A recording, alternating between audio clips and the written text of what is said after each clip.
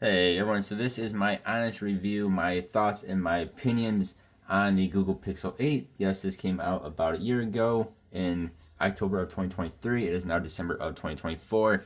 But here are my thoughts on this phone. I also have a 7 Pro. I also had a Pixel 9 Pro and Pro XL that I ended up returning because to me they just weren't much better than the Pixel 8 is here for way more money. First off, too, you can buy the Pixel 8, at least here in the US, off of Amazon for a little bit over $300 renewed. I think they're like $320 or so. Or you can get the 8 Pro for a bit less than $400. So they are pretty cheap phones right now, especially when compared to the Pixel 9, 9 Pro, 9 Pro XL, which are $800 plus. So for not even half of that, you get yourself an 8. First off, I will say too, or maybe I should say secondly, I love this color. This is the green. It is like a milky green. It is like a white green. Very, very nice. And I love the way the Pixel phones look in general with this big visor. They just look very unique. Don't look like every other phone out there. The camera is also pretty good on this phone. Might as well go into that real fast. It does have the macro lens, which works very well. And then it does have only 8 times zoom in, which is not the best. If you want more, you can get yourself the 8 Pro. Of course, that is also a bigger and heavier phone. This is 6.2-inch screen. It weighs about 190 grams. It is, if you compare it to, now this has a small case on it, but it is about the same size as an iPhone 16. Just weighs a little bit more.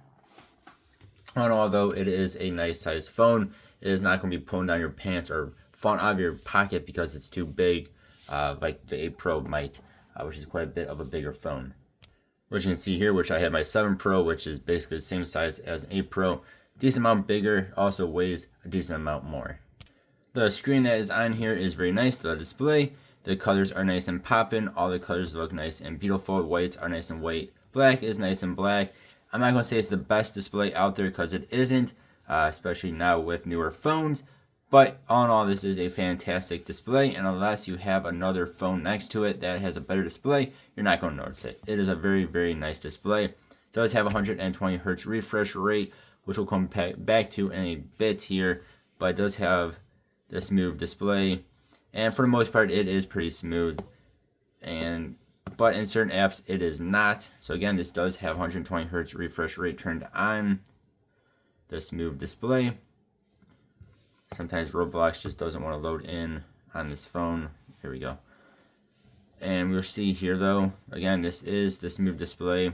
On certain apps like Roblox, it is not smooth. For whatever reason, other phones that do not have 120 hertz refresh rate, they only have like 60, are actually smoother. It's not terrible, but you can definitely notice the unsmoothness that is in this phone. Let's talk about the connectivity here. So I am in Illinois here in the US. I have Verizon as my carrier. On 5G, it is excellent. On 4G, it is excellent. In my area, I am mostly on 5G. I have no issues with connectivity when I'm out and about. On Wi-Fi, for the most part, it is good. Every now and then, it will drop Wi-Fi for just a slight moment. But with that said, I had the 9 Pro XL. That thing was ridiculously bad at dropping Wi-Fi. I mean, there was times where it would drop Wi-Fi every minute. It was terrible on my home Wi-Fi. This I do not have as much of an issue with, nowhere near as much of an issue with. Every now and then, like I said, it'll drop Wi-Fi, but then it picks it right back up. Again, for 5G, at least on Verizon or 4G, whatever, it works very well. I've had no issue with it dropping calls or not sending text or anything like that, or just not being able to, browse the web or whatever. No issues with that. Just every now and then on Wi-Fi, it will drop signal. The speakers on here sound nice and they get nice and loud. They sound pretty good. They're no better, no worse than other phones around this size, around this price, or at least when it was new. Really no issue with that. When you're talking to people on the phone, making phone calls, it is nice and loud. Again, no issues with that. That was another thing I had an issue with the 9 Pro XL. At least when I had, it was super quiet, even with the volume maxed out. When you're talking to people on the phone, it was super quiet. When you're listening to media, like YouTube, whatever, it was nice and loud. Talking to people, it was not. Pixel 8, I do not have that issue with.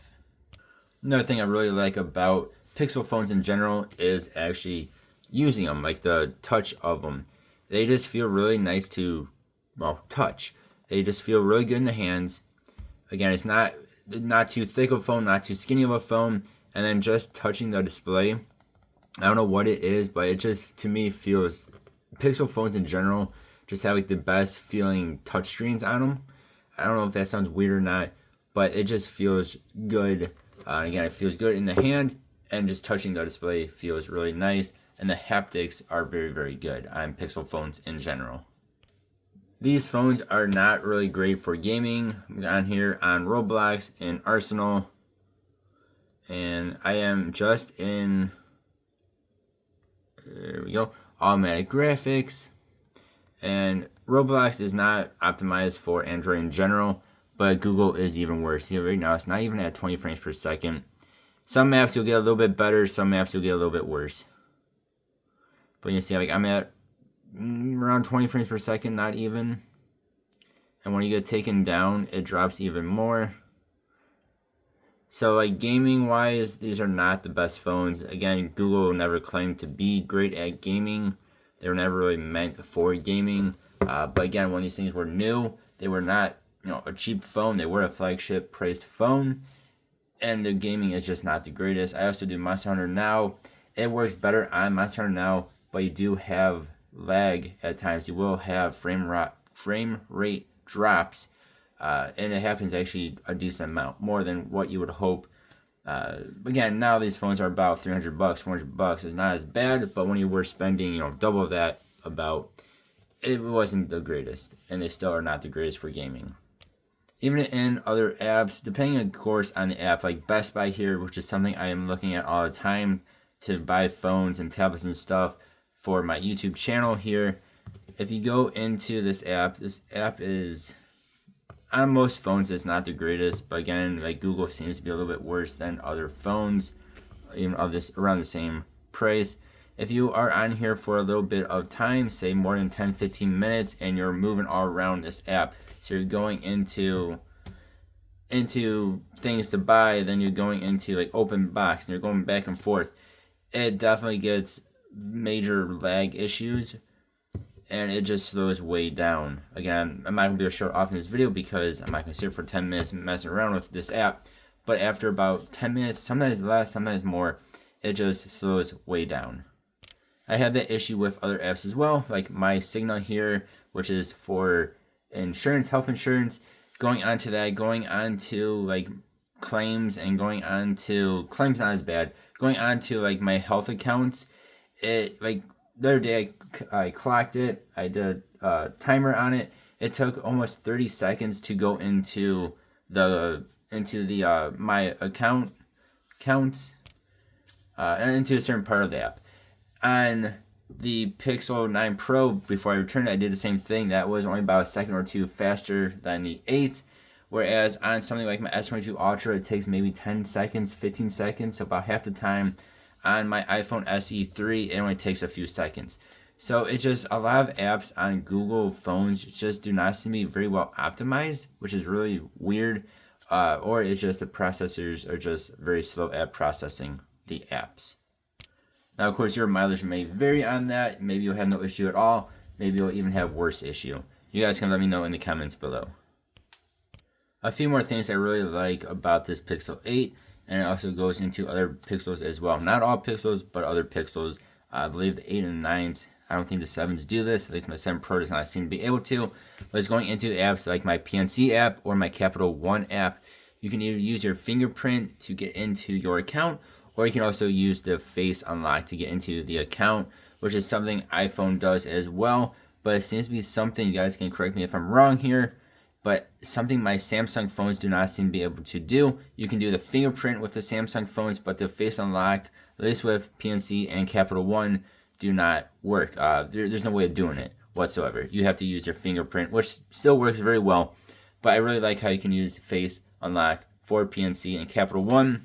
And there's other apps that will allow you to do it as well. And it works very well, I must say as well. Works just as good as the iPhones do.